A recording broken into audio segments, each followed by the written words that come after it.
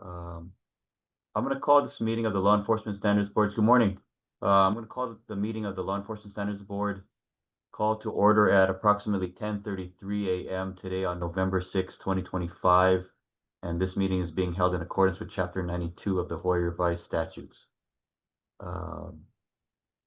Victor, can you take roll?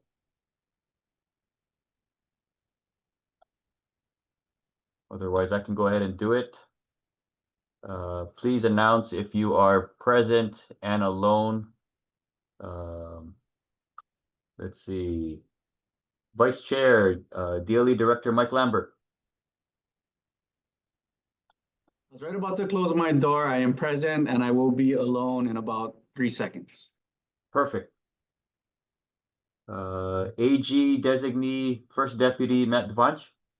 Present and alone. Kauai Police Department Designee Assistant Chief Darren Rose. Present and alone. Thank you. Good morning. HPD Designee Assistant. I have Assistant Chief Brandon Nakasato. Is that correct? Acting Assistant Chief, and I'm alone. Maui Police Department Designee Assistant Chief Greg Okamoto. Morning, present and alone. Thank you, sir. Hawaii County Police Designee Acting Assistant Chief Jeremy Evangelista. Oh, sorry, we dropped the acting assistant chief yesterday. Just Major Evangelista, present and alone. Awesome, thank you. Tax Director Designee Gary Yamashiroya. Present and alone. Thank you. DLNR Designee DoCare Chief Jason Redula. Present, alone. Shopo President Nicholas Schlapak. Yes, sir, that's me. Present and alone. Thank you. Perfect.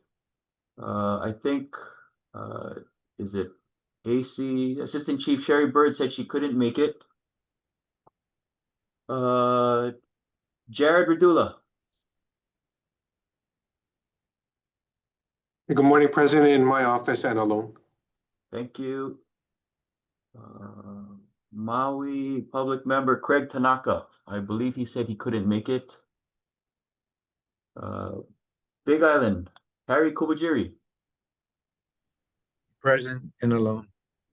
Thank you. For the record, Adrian Dakwa, I am present in my office and alone. So with a quorum of 1, 2, 3, 4, 5, 6, 7, 8, 9, 10, 12 members, let's get this meeting started.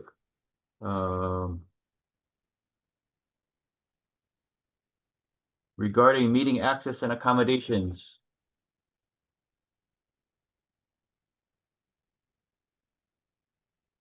Welcome to this meeting of the State of Hawaii Law Enforcement Standards Board.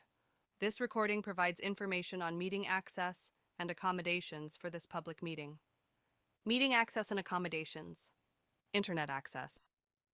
To view the meeting and provide live oral testimony, please use the link at the top of the agenda. You will be asked to enter your name. The board requests that you enter your full name, but you may use a pseudonym or other identifier if you wish to remain anonymous. You will also be asked for an email address. You may fill in this field with any entry in an email format, such as email name@emailprovider.com. Your microphone will be automatically muted. When the chairperson asks for public testimony, click the Raise Hand button on your Zoom screen to indicate that you wish to testify about that agenda item. The chairperson will individually enable each testifier to unmute their microphone. When recognized by the chairperson, please unmute your microphone before speaking and mute it again when you finish. Phone access. If you cannot get internet access, you may join by phone for audio-only access using the phone number and meeting ID listed at the top of the agenda. After dialing, you will be prompted to enter the meeting ID. Then you will be asked to either enter a panelist number or wait to be admitted into the meeting. If you are a member of the public, you will not have a panelist number, so please wait until you are admitted. When the chairperson asks for public testimony, you may indicate that you wish to testify by pressing *9 on your phone keypad. After pressing *9, A voice prompt will let you know that the host has been notified. When recognized by the chairperson, you may unmute yourself by pressing *6. A voice prompt will confirm that you are unmuted. Once you are finished speaking, press *6 again to mute yourself. For both internet and phone access, when testifying, you will be asked to identify yourself and the organization, if any, that you represent. Presenters will be limited to a reasonable time limit as established by the board, with exceptions as granted by the chair, vice chair, or designee. Requesting disability accommodation. If you need an auxiliary aid, service, or other accommodation due to a disability, please contact the board as soon as possible, preferably at least 2 days prior to the meeting. You may email atg.lawenforcementstandardsboard@hawaii.gov or send written correspondence to Law Enforcement Standards Board, care of Department of the Attorney General, 425 Queen Street, Honolulu, Hawaii 96813. Telephone 808-586-1160. If a disability accommodation request is received late, the board will try to obtain the requested aid or accommodation, but cannot guarantee that the request will be fulfilled. Upon request, this notice is available in alternate formats, such as large print, braille, or electronic copy. In the event that the audio-visual connection to the Zoom meeting is lost, the meeting may be recessed for up to 30 minutes to restore communication. If communication cannot be restored within 30 minutes, the meeting may be continued to an alternative date and time. In the meantime, please try to reconnect using the same link used to initially access the meeting.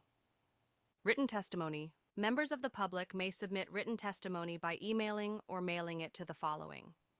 Email atg.lawenforcementstandardsboard@hawaii.gov or mail to Law Enforcement Standards Board, care of Department of the Attorney General, 425 Queen Street, Honolulu, Hawaii 96813. The board requests that written testimony be received at least 2 days prior to the meeting.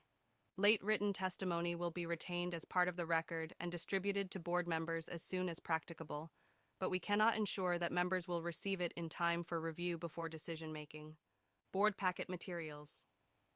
Board packet materials will be posted at https://ag.hawaii.gov/Law Enforcement Standards Board. Thank you for listening. This concludes the information on meeting access and accommodations for the Hawaii Law Enforcement Standards Board. Thank you, Victor. Okay, moving on the agenda, item number 2. It was establishment of time limits for public testimony was brought to the board's attention, or was brought to my attention that we don't have a formal rule regarding public testimony. I think following in our legislature's practice of 2 minutes, I think 2 minutes is a reasonable time limit. Is there any discussion or a motion to approve 2 minutes generally with the chair or vice chair having the discretion to alter as needed? Anyone? I make a motion to move. Thank you. Is there a second? Gary Yamashroya, I second. Thank you. Taking a vote, all in favor? Aye. Aye. Aye. Aye. Aye. Aye. Any nays? Okay, thank you. 2 minutes. Public testimony. Are there any matters for public and are there any matters or any members of the public wishing to present public testimony?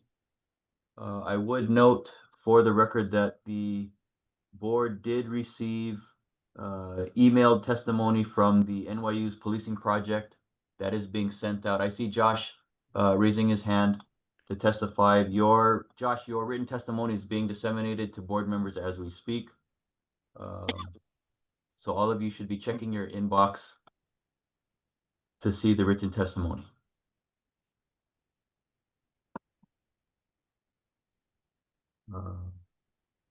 Let's see. Josh, are you ready you can provide your testimony with regards to what agenda? I'm assuming it's with regards to the pursuit policy discussion item 7.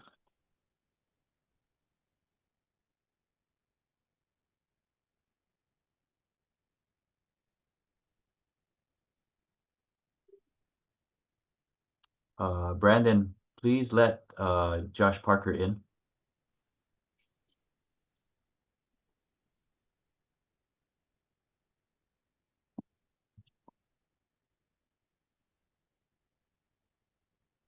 Stand by. Not you, Brandon. Oh, Not okay, Kasako, okay. not yeah, no worry. Our IT guy is also Brandon as well. Sorry for the confusion.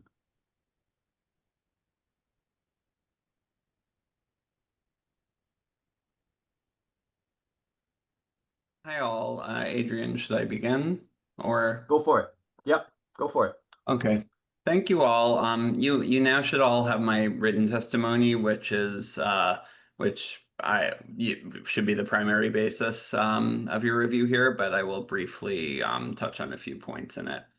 The legislature passed and the governor signed Act 210, the Vehicle Pursuits Law, which requires the board to issue a model pursuits policy consistent with the requirements of the new law and to seek public comment on that policy under Chapter 91.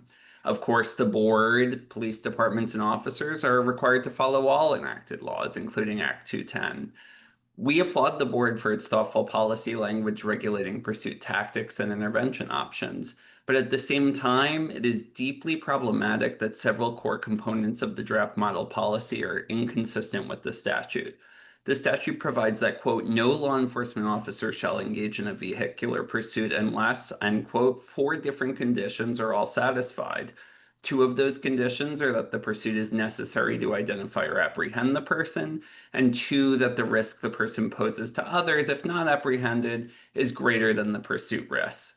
The model policy is flatly inconsistent with Act 210 by failing to require these 2 conditions be satisfied. The policy provides officers should simply consider these factors. Another of the Act's conditions is that the officer must have reasonable suspicion that someone in the vehicle committed one of the 9 listed types of offenses. As the administrator's memo acknowledges, the draft policy is inconsistent with this condition by allowing pursuits when there is an imminent threat of death or serious bodily injury, even if there's no reasonable suspicion for any of the 9 types of offenses. The policy's inconsistencies with the statute are unlawful and will create confusion on what rules officers should follow, opening officers, departments, and counties up to potentially significant liability for breaking the law. The administrator's revised statement in support of the policy states that when deadly force is authorized, pursuits are no longer governed by Act 210. Rather, they are governed by the Constitution and department policy. That's incorrect. As the U.S. Supreme Court has repeatedly made clear, federal and state constitutions set a floor, and states are free through their laws to impose greater restrictions on police activity than those imposed by the Constitution. And when states pass laws imposing stricter standards on police, officers must follow those statutes without exception. There is no deadly force exception to this rule. Suggesting otherwise amplifies concerns expressed already about confusing departments or officers and opening them up to unnecessary liability for violating the law. So I would just urge the administrator and the board to make the model policy consistent with the law. Thank you. Thank you, Josh. Board members, any comments, questions for Josh Parker? Seeing none. Okay, thank you. Thank you, Josh. Ms. Mashevsky?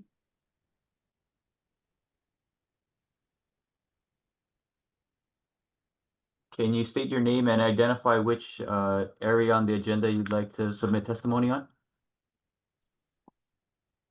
Hi, yes, I was also hoping to speak on the model vehicular pursuit policy. Please proceed. Okay. Hi, my name is Eliana Machevsky. I'm a staff attorney at the National Police Accountability Project, and I'm grateful for the opportunity to weigh in today. Josh Parker already laid out a lot of the concerns that we at the National Police Accountability Project have with the proposed model policy, so I won't take time kind of laying those out. I just wanted to note for the record, because I was unable to submit written testimony before the 2-day deadline, that the National Police Accountability Project is in agreement with the NYU Policing Project in terms of the issues Josh raised with the model policy, and we urge the Law Enforcement Standards Board to reconsider the proposed policy so that it's in line with Act 210. Thank you. Board members, questions, comments for Ms. Mashevsky? Seeing none. Okay, thank you.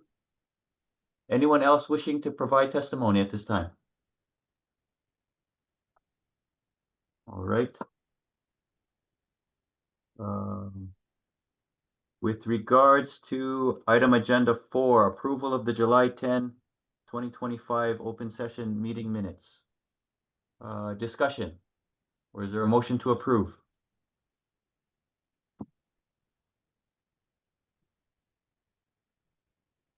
Make that motion. Thank you, Jared. Is there a second? I'll second Matt Devanch. Thank you, Matt. All in favor of approving the July 10 minutes? Aye. Aye. Aye. Show of hands. Aye. Aye. Okay. Any nays? Okay, thank you. Minutes approved. Okay, administrators report. Victor, I'll turn it over to you.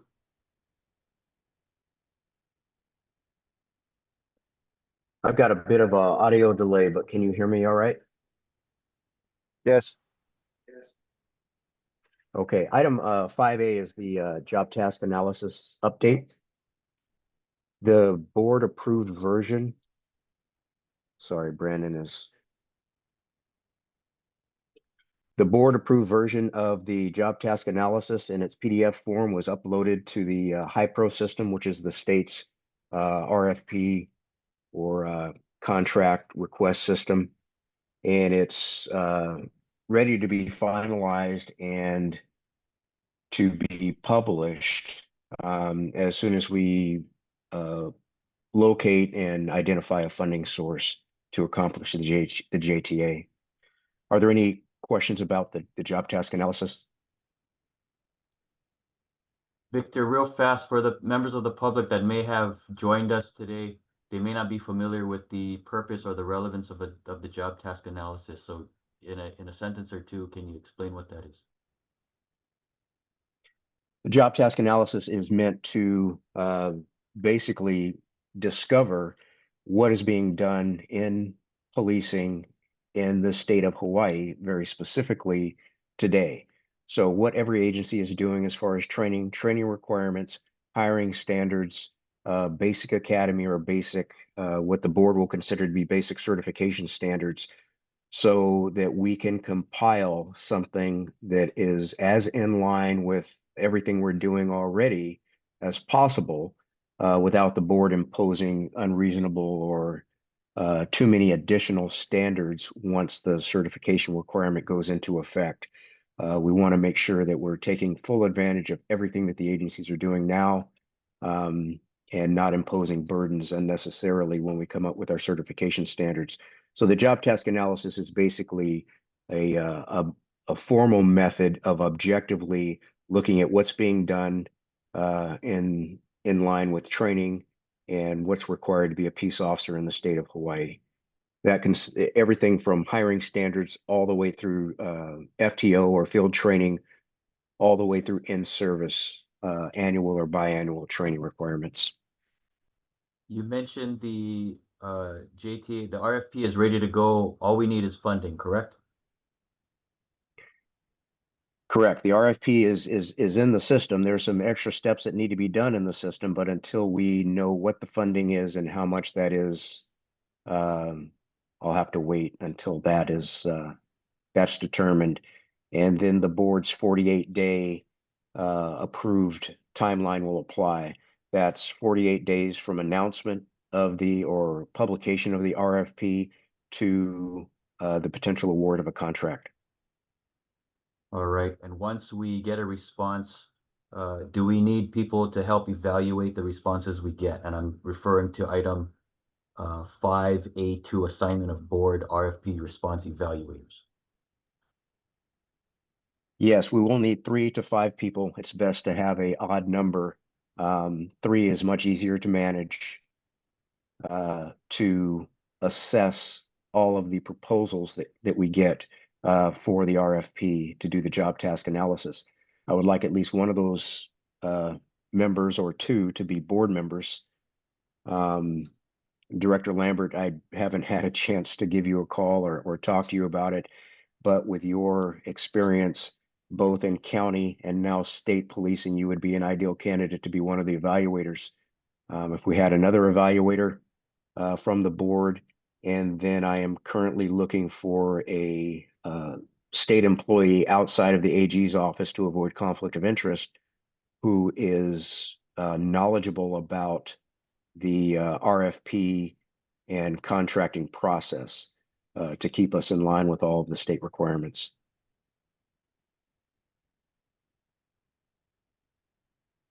I guess in that regard, Director Lambert, can we volunteer you to be part of this team?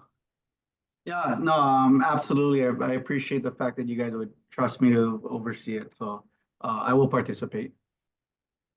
Thank you. Okay, anyone else willing to help Director Lambert and Victor out in evaluating the RFP?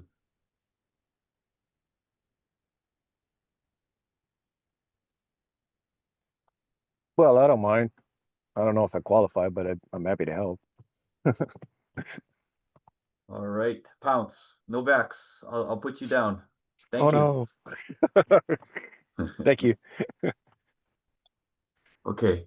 Website and identity. Victor, I'll give you a few minutes to cover items B, C, and D.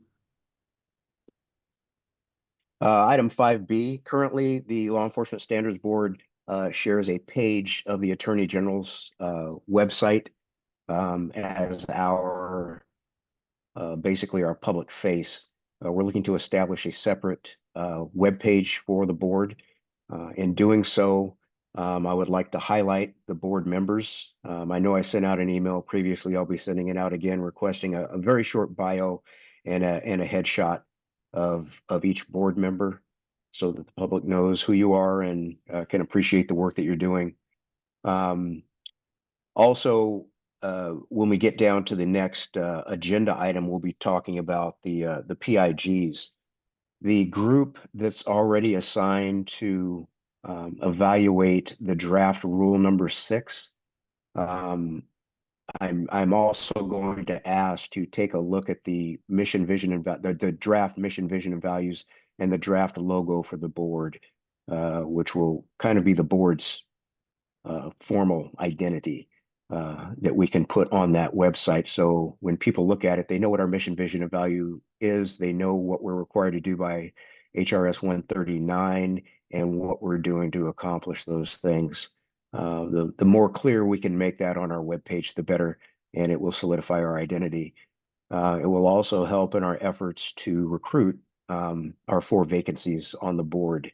The more people we have, the easier it is to get our work done, and the easier it is to make quorum when 1 or 2 of you are not available for a particular meeting or a particular task. Is there anything that I missed there, Adrian? Nope. With regards to strategic planning, I think you had an admin plan that should be ready by hopefully next month's meeting, correct?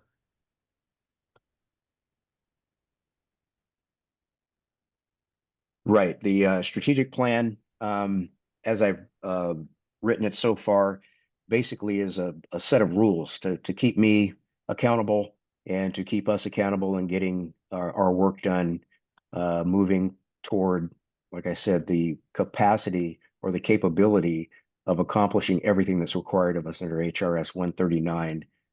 This is especially important as have a budget proposal pending, and we have legislative items that we want to address or support. It's important that we have all these things together when we're asked, what are we doing and how are we doing it?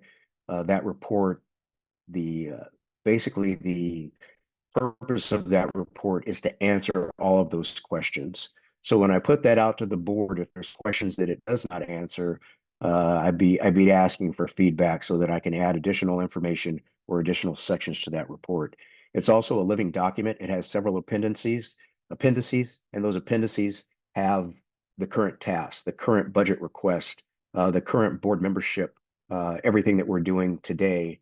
And of course, that will change over time. Thank you. Okay, any questions, comments for Victor? Okay, seeing none. Thank you. Moving along. Item 6, report from permitted interaction groups on draft administrative rules. First of all, I think since we last met in July, there have been a different composition of the board. Thank you. Was it Major Evangelista for volunteering for today's meeting? If you can let your chief know, we're going to volunteer him in Group D Delta with Assistant Chief Byrd, I think, to review Chapter 7 regarding the certification action procedures. And new Shoppo President Schlapak, I think you will take Bobby's spot as well in that same group, Group D. I would encourage, because of sunshine rules, we cannot take partial reports or updates. So until your group is ready to report back, I'm going to be deferring this matter. I left it on the calendar so the public knows that the board is actively looking into the rules, both individually as well as a group. And we'll open it up for public discussion at the appropriate time. So is there a motion to defer item 6 under those circumstances? I'll make Jeremy that motion. Evangelista, I'll move. I'll second that, Chair. I got Major Evangelista, seconded by Jared. Thank you. I guess we need to vote on the motion. All in favor? Aye. Aye. Aye. Aye. Aye. Any opposition? Any nays? Seeing none, thank you. Vote carries. Okay, Adrian, is Candace online? she is. I don't think she's Yes. online. No, I'm Oh, she is. here. Oh, hi, Candace. Okay, I wanted to make a comment and I wanted you to hold me accountable to make sure that I'm saying this correctly. As the PIGs work on their revision of the rules, they're very likely to have questions that I can answer. As I understand it, I can talk to 1 or 2 members of a PIG at any time. Yes. Okay. So please contact me, or I will be reaching out with an email at least to each group, inviting you to schedule a time to talk to me for me to answer any questions you have about the draft rules, why certain things are in there, why things that you may anticipate need to be in there aren't in there, so that I can start my notes for revision early instead of getting all the reports in and having to revise everything all at once. Gives me a head start and gets us farther down the line to getting the rules approved. Thank you, Candace. Thank you, Victor. Thank you, Candace. Okay, moving to item 7, discussion and action on Act 210 regarding the statewide vehicular pursuit policy. I'd like to thank Victor for putting in the time and effort in coming up with the draft model vehicular pursuit policy. I think it's a good way to start the conversation as we figure out how to comply with the new law that seeks to remove officer discretion. As part of the packet, you should have received the ACLU's written testimony dated September 11, 2025. I sent out Josh Parker's November 4, 2025 testimony as well. I am in agreement with both of their testimonies that the current, as well as our oral testifiers this morning, the current policy does not comply with Act 210, specifically with regards on page 4, chapter XX3, authorization to pursue. I think that needs to get redone to make it stricter to comply with Act 210. Um, I will note that the list of enumerated offenses needs to be cleaned up. For example, and it's not just the policy, it's the actual law itself. For example, in Act 210 on page 2, regarding enumerated offenses, subsection C is redundant. The offense of robbery in the first or second degree under part 5 of chapter 708, those are already encompassed in subsection A, regarding a felony offense under chapter 707 and 708 that involves physical injury or threat thereof to another person. Assault, subsection E on line 12, regarding assault in the first degree under section 710, or assault 2 under 707, 711 by a person operating a vehicle in a reckless manner or without regard for the safety of others. That would already be encompassed under a regular assault second, dangerous instrument. So we'll clean that up. I would note, rather than making it easier, it will still involve some amount of confusion. For example, subsection F, the offense of abuse of family or household members, it's a misdemeanor, it's not a felony.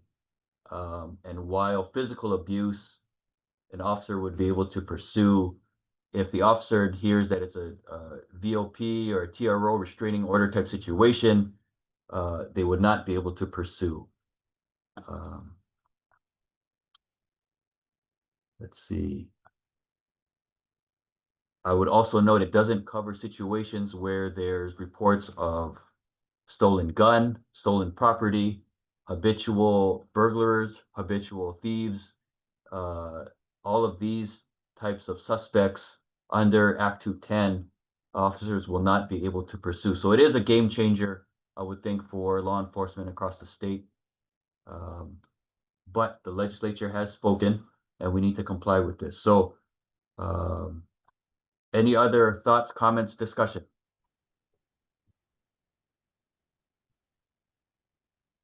Chair, I did just want to thank Victor for putting together this draft policy. I think there's a lot of merit to many of the sections that you've drafted here. I do agree with the chair that we had many spirited discussions about the bill as it was making its way through the legislature. And we had a lot of concerns about it, and there was a lot of testimony about it.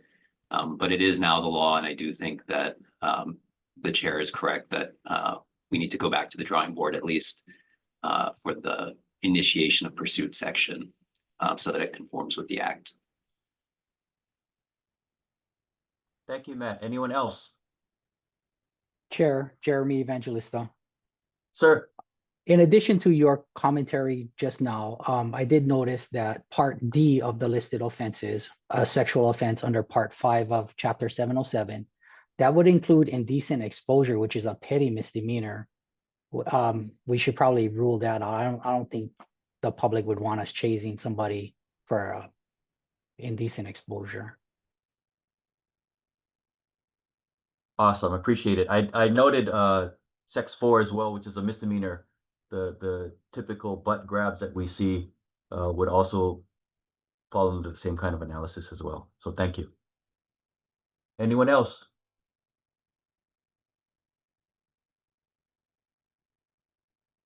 Just out of curiosity, have the departments and agencies already started taking a look at how they're going to comply? I'd like to see the board come back and have something ready to go by at least February. I want to give the agencies as much time as possible.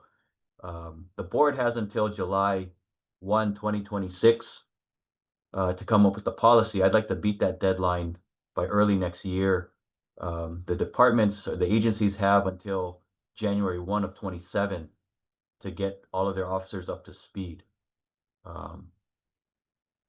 Any comments or further discussion?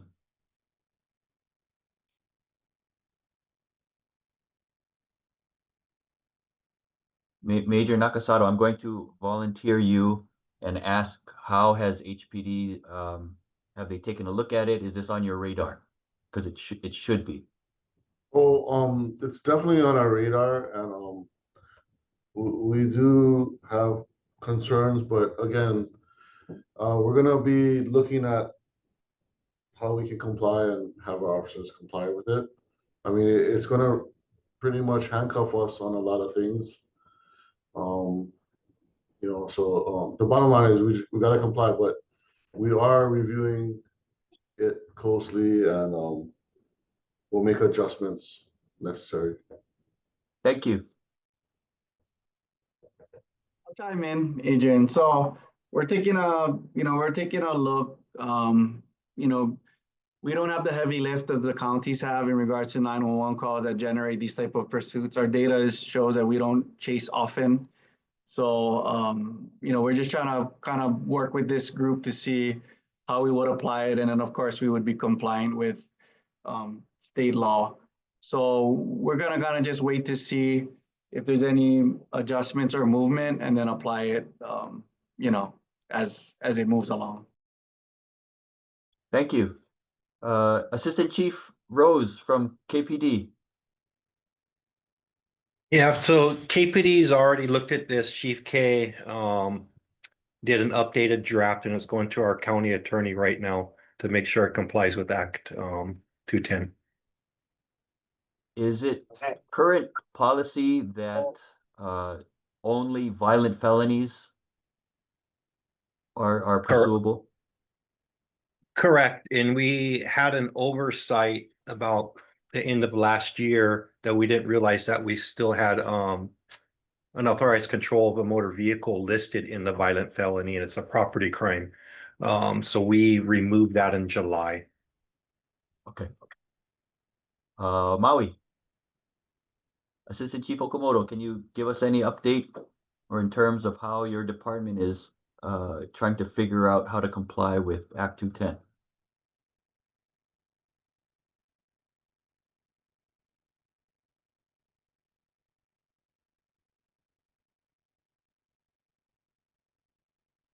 Sorry, you're muted.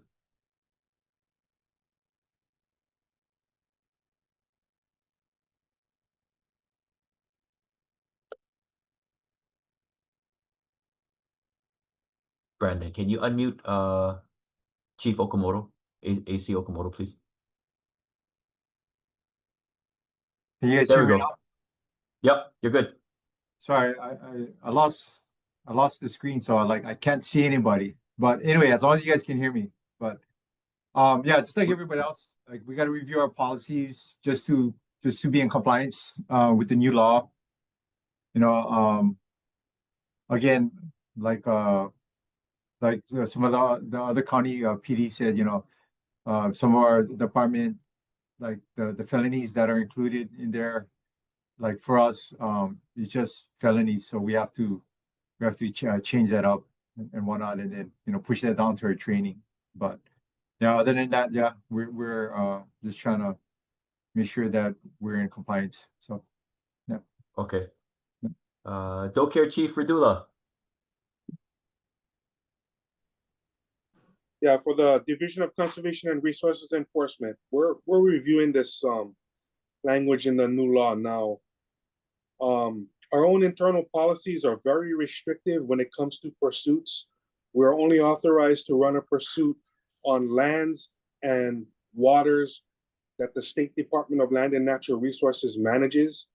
Once a pursuit exits lands that we manage or waters that we manage, we are unauthorized to pursue further. So, with that in mind, the law doesn't really impact us as hard as it would other agencies. Thanks. Fantastic, thank you. Okay. I think subsection or chapter 3 on page 4 needs to get redone. Are there any other comments, questions regarding the draft policies remaining sections?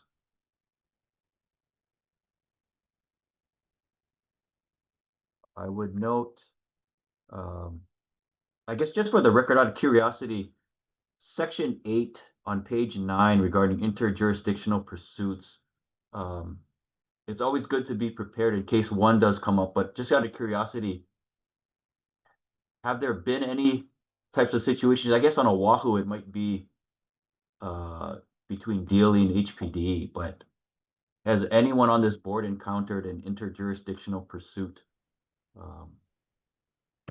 I can't think in of your a, experience? oh, Jeremy Evangelista, Hawaii County. I can't think of a recent example, but we have roads that go through the national parks, and they have park rangers and stuff. So there's definitely a situation that our policies account for as far as interjurisdictional. So we'll take a look at how that matches up with the law as well, and see if we need any policy revisions in that area. Awesome, appreciate it. Thank you. Anyone else? Yeah, Adrian. So yeah, it doesn't seem to be too much of an issue because we're on different comms, so half the time we don't even know what the other guys are doing. But as we push through more of a statewide CAD model, it could potentially have crossover where people are aware. But typically, I would think that the standing order would be to not participate unless explicitly requested. So yeah, I don't foresee it as being a large issue, but I think it's something that we should kind of think about, especially if we move into unified comms and other better networking strategies across the state. Awesome. Hey, Adrian. Gary, I think, yep, go for it. Just a question for D1.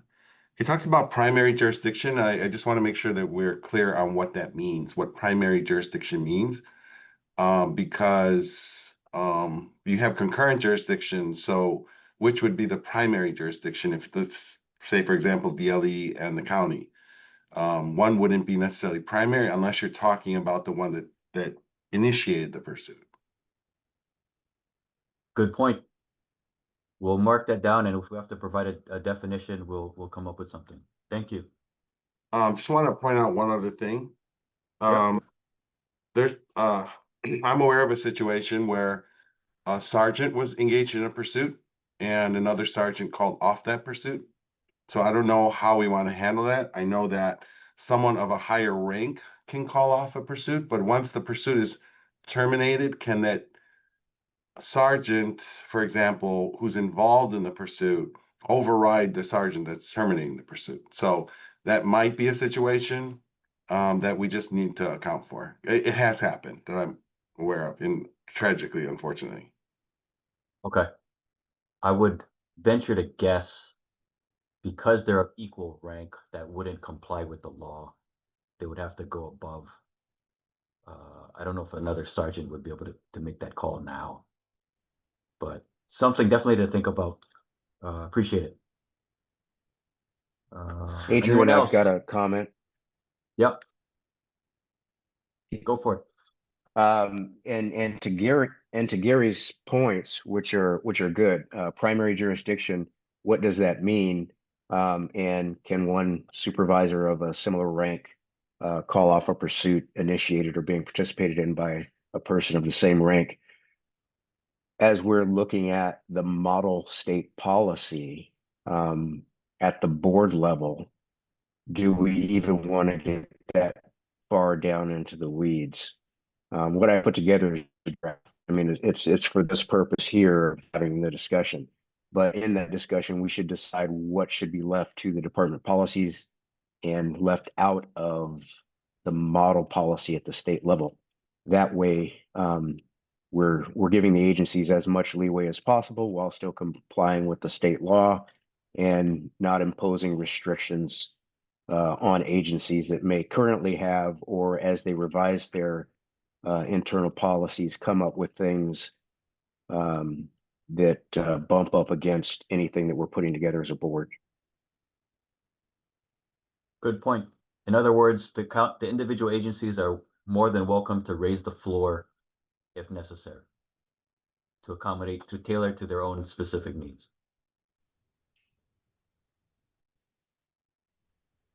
Right. If one agency says a sergeant, the sergeant who is the shift sergeant or the sergeant in charge of an area, they have total control regardless of I mean, they could call off a lieutenant if they want, which was the case in my old agency.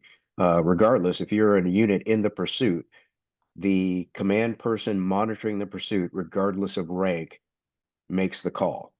If an agency has that policy, I think we just need to be careful that we don't subvert that policy by putting a model policy in place at the board level. Well, we can cross that bridge if it becomes an issue. I think supervising law enforcement officer is pretty clear, as written in the law. So, okay, thank you. I do have additional Hey, comments on. Can I add something to section- that? Please. Sorry, and I don't know if this is helpful at all, but just with KPD policy, it states if any supervisor of any rank who is engaged in a pursuit shall relinquish supervision and authority of the pursuit to the next immediate available supervisor. So me as an assistant chief, if I've been involved in the pursuit, I relinquish the authority of that pursuit, and a sergeant who is monitoring takes over the monitoring of the pursuit, can't call it off. That's great language. We might have to, if you could send me that, that might be something we could incorporate. Thank you. Okay. On section 9, page 10 of the model policy, it talks about reporting and review. Under subsection C, I think we need to list all of the data requirements that are listed in Act 210. And this is on, I want to say pages 7 through 9 of Act 210. Starting with subsections F1 through 13, there's 13 separate data points that departments are going to be responsible for covering. And we should, for clarity purposes and make it clear, our policy should include all of the things just to mirror the law, just to make sure that it's compliant. So Victor, I'll submit changes on that as well. Let's see. Anything else? Would it be helpful if I establish either on our website or otherwise somewhere where all contributors are able to see what other contributors have recommended? Yeah, we'll figure something out. I think we can kind of Google Drive a it or something. collaborative. Okay. Correct. Thank you. Okay, so let's table the draft now, and we'll pick it up again at next month's meeting. Moving to item 8, discussion of fiscal year 27 budget request and staffing needs. As part of the packet, there were several documents detailing what the board is trying to put forward. And I apologize. The budget draft was due, I want to say either in September or October. We had our meeting planned. I got sick right before the meeting, and Vice Chair Lambert was not available as well. So that was the reason for the September cancellation. But to not lose out on the opportunity for the board to request funding for the fiscal year, I did go ahead and work with Victor, and we submitted something through the Attorney General's office. So let's see.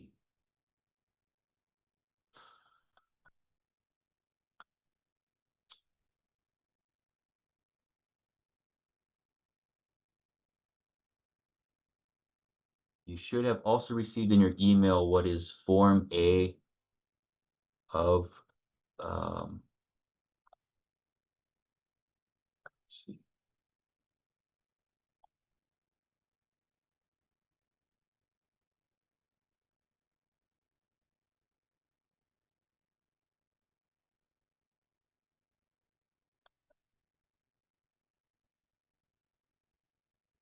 Can you all see the Excel spreadsheet? Yes. Yes? Okay, great.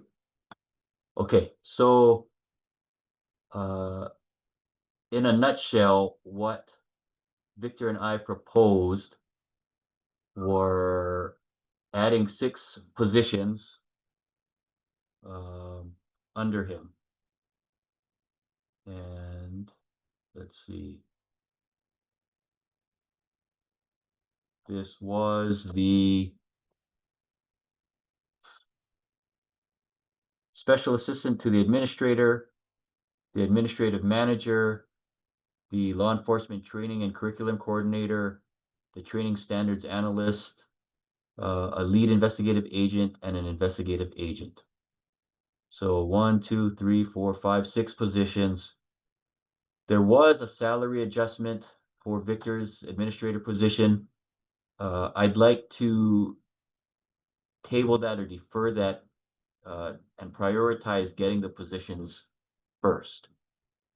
We can evaluate, and I'd like to congratulate Victor on making 1 year. It's been, I think he started October 16 of 2024.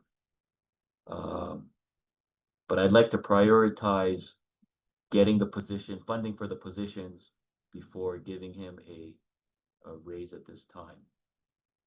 The other items that we're asking for are for the certification database, the ACADIS system and licenses, the job task analysis that we mentioned before as well, and the, what am I missing? The anthology for the training, for statewide training as well. So I think the bottom line is we were asking for, if we take out the $50,000 pay raise, the 969 number drops to 919,700. That is what we were asking for. The justification for it is all contained within this Form A. Questions, comments?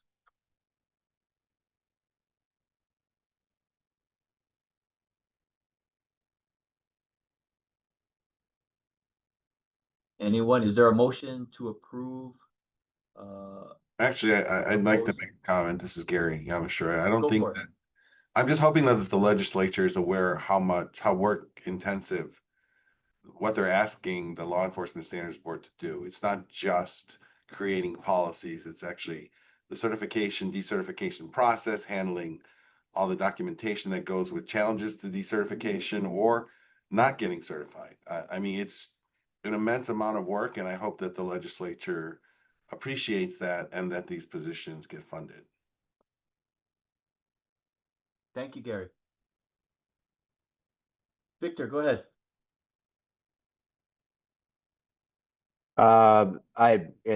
We appreciate that too, Gary. The obviously this is a funding request. It's a proposal, and the staffing is a proposal as well. I also have the visual org chart, if that would be helpful, Adrian. But just for the board's peace of mind, I do have contingencies. If we get a portion or of what we're asking for that comes out different than what we're asking for, our work isn't going to be stalled at all. We'll be able to, we'll be moving forward. It might be a little bit slower, but I've got 3 or 4 contingencies for anything that might come out of our current funding request. Okay, thank you. Is there a motion to approve Form A as adjusted as the board's official proposed budget for fiscal year 27?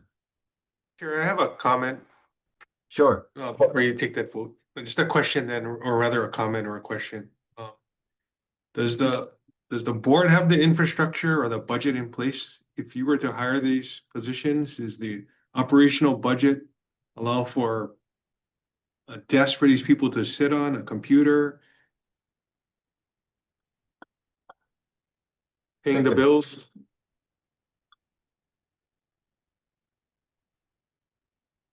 Or do you have to add that to your Form A?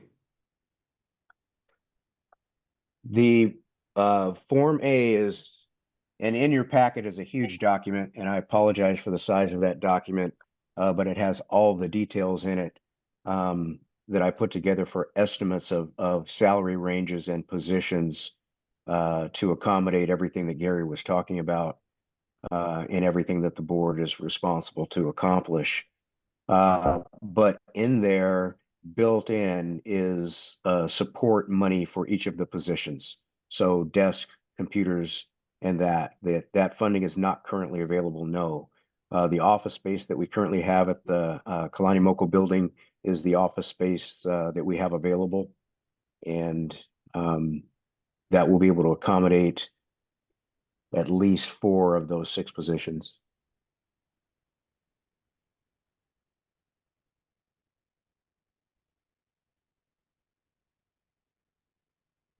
So Jared, in other words, we need to amend our Form A to account for all of that, is what you're saying or suggesting. Oh. I would suggest that if we are going to authorize these positions, that the infrastructure be able to handle them. Okay.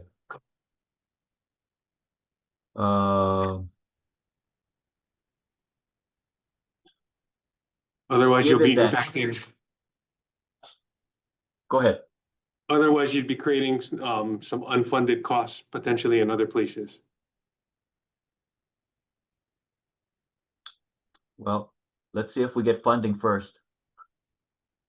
I think their deadlines, we've already submitted this form to budget and fiscal. We'll see if we can revise it as need be, but as a starting point, I guess for the record, I'd like to get board approval on what was projected or at least turned in, even if it's albeit after the fact. So is there a motion to approve Form A? I'll make a motion to approve Form A, and of course, for future consideration for what Jared brought up. Awesome. Thank you, Director. Is there a second? Gary, I'll second. Thank you, Gary. All in favor? Aye. Aye. Aye. Any nays? All right, thank you. Motion approved. Vote carries. With regards to legislative strategy for funding requests and civil service exemptions. As part of the packet, there was a draft bill asking to push back the certification deadline. Currently, the law says all of the law enforcement officers have to be certified come July 1 of next year. Obviously, without the infrastructure to support the certification, decertification, recertification, and continuing training education standards, we're not going to be able to meet that. I think Victor's been busting his butt to get something in place. We've got admin rules under review. We're asking for funding to get there. I think 2028 is a realistic deadline. There is a draft bill. We just need a vehicle to move it, to get it in front of the legislature. We were advised that currently the bill has 2 components: 1, to push the deadline back, and 2, to make these proposed positions exempt from civil service, to make it more competitive in terms of recruiting. And we were told it might be better to split it into two separate bills. I heard the Law Enforcement Coalition legislative package might be a way to do that. Would there, can I get a motion to pitch our bills to the Law Enforcement Coalition to see if they'll include our bill in their legislative package? I'll make that motion, Chair. Matt Demonch. Thank you, Matt. Is there a second? I'll second that. This is Brandon. Thank you, Brendan. Thank you, Brendan. All in favor? Aye. Aye. Aye. Okay, any nays? Okay, thank you. Regards for Victor, did I miss anything? Adrian, I think we skipped over 7E, review of the draft post pursuit vehicle impound law. Yes. Thank you. Thank you. Director, please. Yeah, so I'm really excited about that. Thank you out there. So, but if you guys want to lead in. Director Lambert, listening to you, I think 3 times, once in our meeting and a couple times since. I kind of did a nationwide search. There are several agencies with impound laws that approach what we are or what you had suggested. The only one I could find was California that actually ties impounds to be a possible consequence of the vehicle being involved in a pursuit. So what I put in that model is from them. I don't know if it accomplishes everything that you had envisioned, but at least it's a starting point for us to start a conversation. And in current discussions with a state representative, it was suggested that this be probably brought forward by the DLE and not the board itself. Not that the board couldn't support the effort, but that was the suggestion. Makes sense, and I really appreciate it. So for those new members or haven't had the chance to speak with, you know, in light of the kind of the restrictions on what we can pursue for, what I wanted is to have something that still holds people accountable for just digging out on us, right? So if you look at some of the tragedies that we've had, a lot of the times it had to do with the officers just being so frustrated with the person not stopping and knowing that essentially that they're going to get away with it. So speaking with Vic, and I really appreciate this starting point, and it's actually very good and it's really in line with what I was hoping is that if we try to stop somebody and they don't, right, at the very least, the officers can feel like there's some sense of outcome that say, okay, fine, you ran, I can just go ahead and start the impound paperwork. So if you look at, you know, and again, without getting into the specifics of Waianae, there was, you know, just from discussions, there was frustration with this group of kids. And had a law like this existed, they would have said, okay, go ahead, take off, because I know that's your mom's car or whatever it is, and we'll just impound it later. And we could have potentially not had to deal with that in, you know, in local law enforcement. So what we want to do is, the idea is that I actually incentivize officers to not chase, because in others, they're going to start it, the guy takes off, we stop it, okay, I'm just going to impound your car. And the reality is, if it was stolen, then it was moot anyway, right? All around. So now there's, oh, what if it was stolen? Well, then they were gonna run that car to hell, right? So, which is the things that we're trying to avoid moving forward. So I think that is the best balance. And I hope that it's something that the rest of the board would support moving into legislative session. Thank you. Can we pitch that, or do you want to, do you have plans to pitch that to the Law Enforcement Coalition? Because I think the meeting's tomorrow, right? So I haven't really had a chance, but I did discuss it with some legislators to perhaps take a look at it, to provide balance to the pursuit law, to just say, hey, come on, guys.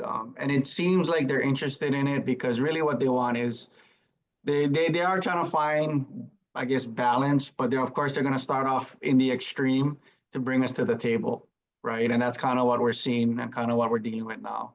So I will bring it up tomorrow, and I have already tried to lay the foundation with, and without saying where he stands on it, I have pitched it to Public Safety Chair Elefante on the Senate. I haven't had an opportunity to meet with Rep, but there was definitely some interest in like again having something to show. I only pitched it in concept, so you know, Vic, with your guys' approval, I would like to at least, maybe if we could start working and having some shareable language to create other discussions, I think would be beneficial.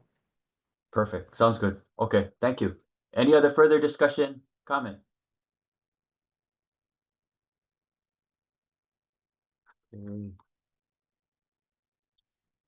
Moving on. The annual report. The draft annual report, I think we need to update it to include today's meeting notes.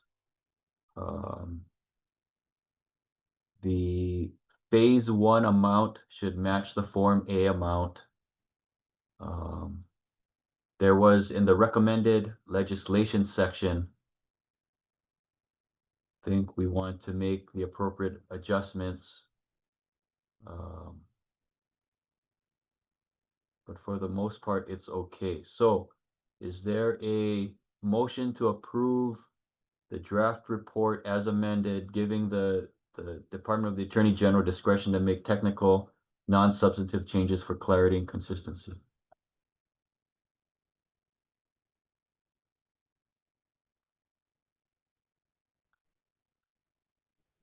I'll make that motion. Thank you, Jared.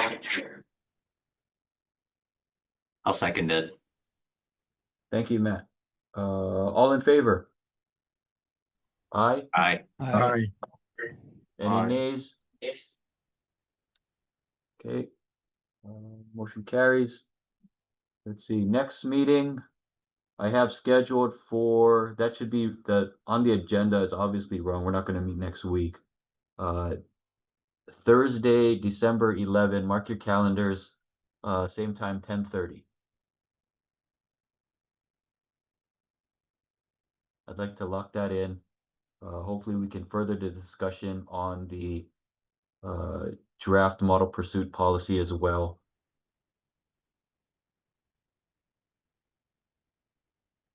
And circle back. Hopefully that should be a short meeting, but I want to put it on everyone's calendar now.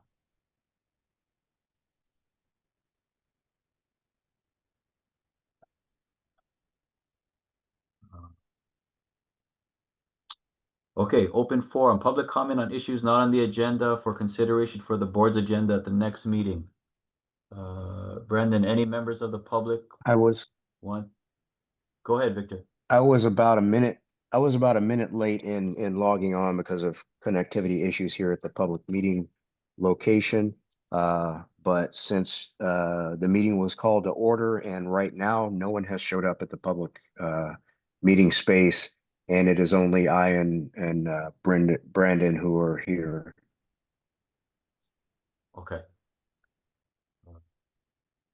Seeing no other comments, I think that is it. Is there a motion to adjourn? So moved. Second, Thank you, Matt. Who is that? I'm sorry, I missed that. Gary. Thank you, Gary. Okay, all in favor? Aye. Aye. Aye. All right. Any nays? Everyone, I appreciate your help on this. Continue to look at your draft admin rules and we'll circle back next month. Appreciate it. Thank you. Thank you. Thanks, Have a everybody. good weekend.